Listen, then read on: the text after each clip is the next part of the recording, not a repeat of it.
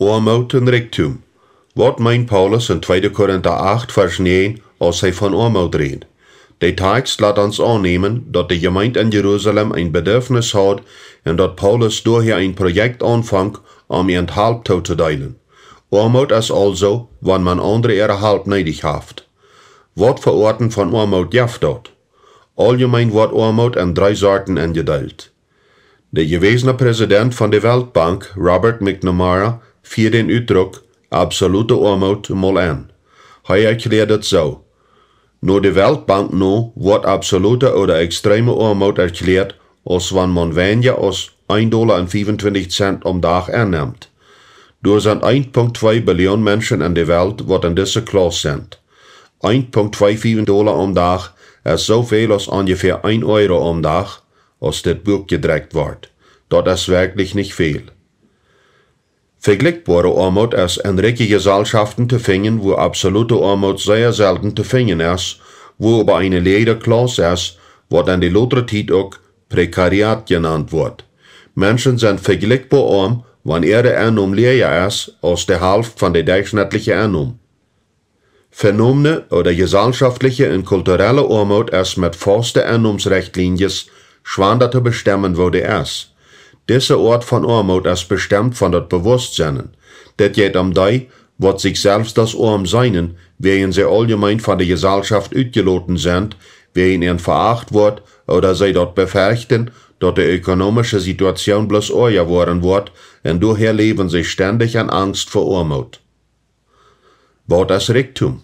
Anders gefragt, wat für einen Unterschied macht Christus seiner Lösungsweg auf uns materieller Wohlstand? Am besten ist dort, wenn wir die Bibel dort erlauben, dit zu beantworten, in 2. Korinther 9, Vers 8 bis 9. Diese Vers schließen viele Aufteilungen von Gott seine göttliche Fürsorge mit an. En Gott kann machen, dat je van alle Genodengaven reichlich haben, dat je te alle tijd van alles genug haben en nog reichlich Gode tonen können. Dat steht geschreven. Hij heeft zijn Zoon uitgestreit en heeft de Arme gegeven. Hij wordt immer gereich blijven. 2. Korinther 9, Vers 8 bis 9. Also, wat is van alles genug haben?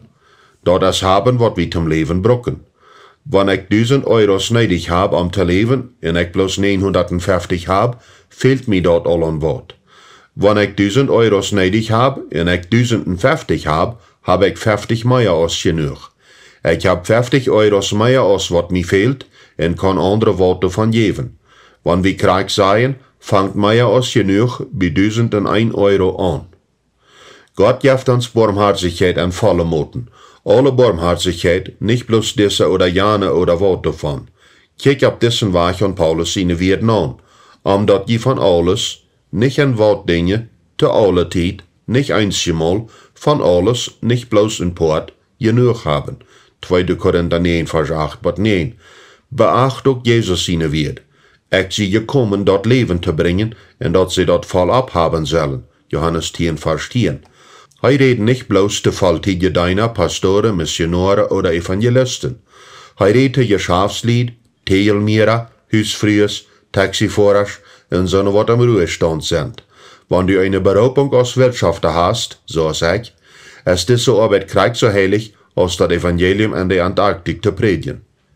Jesus seine Barmherzigkeit schlitt alles mit an, te alle Tiden, genug en volab.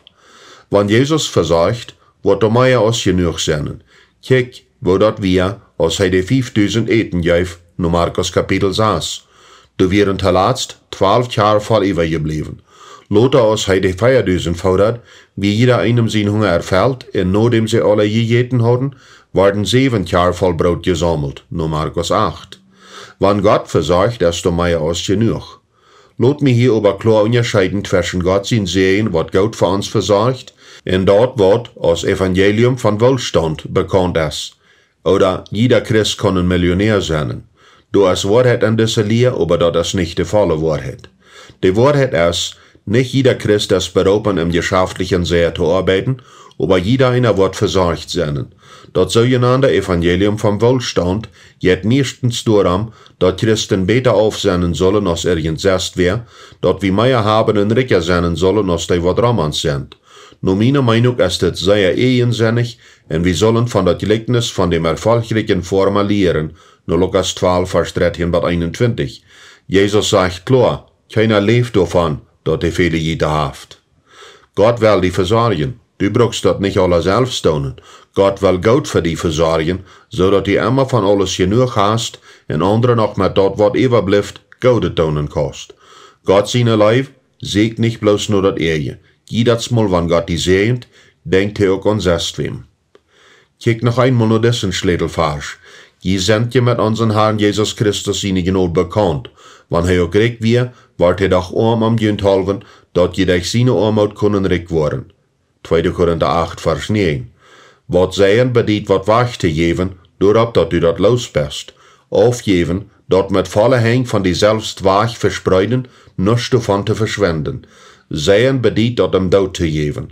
Dat bedient also nicht dat waag te geven en doorop rekenen, dat u dat irgendwanneer terugkriegen worst, en dat bedient ook nicht, dat met interest op terug te kriegen. Wenn ich in meinen Nober sein Leben wirklich ansehen will, dann will ich dort nicht tun durch dem, dass ich ihm dort lie und mit Interesse zurück haben will. Sehen es dort Mut wollen zwar geben. Wenn ich wem Wort von mein Eigendom gebe ich dort, ohne von ihm davon was zurück zu erwarten. Der Prozess von Sehen bringt dort Mulnehmen stark im Gonen. Wenn ich Ries, Schabeln, Korn oder Weit sehe, kann ich erwarten, dass sich dort stark Mulnehmen wird. Aber wenn ich den Sack voll abet, ist die Waag. In diesem Sinn ist Sehen eine Inversion, was so als Mulnehmen arbeitet. Der Unterschied ist aber, dass das Mulnehmen von Gott kommt, nicht von meinem Mitmensch. Ich gebe ganz ehrlich, ohne was von der Person zu erwarten. Und ich stehe ewig bloß und erwarte, dass alles von Gott kommen wird. Er ist der Geber von allen guten Dingen und der wird mein Sehen belohnen wird. Wie, die wir an Jesus glauben und sein vollrechtet Werk von der Rettung angenommen haben, sind einzig dadurch gereicht, wer in Jesus uns gereicht mögt.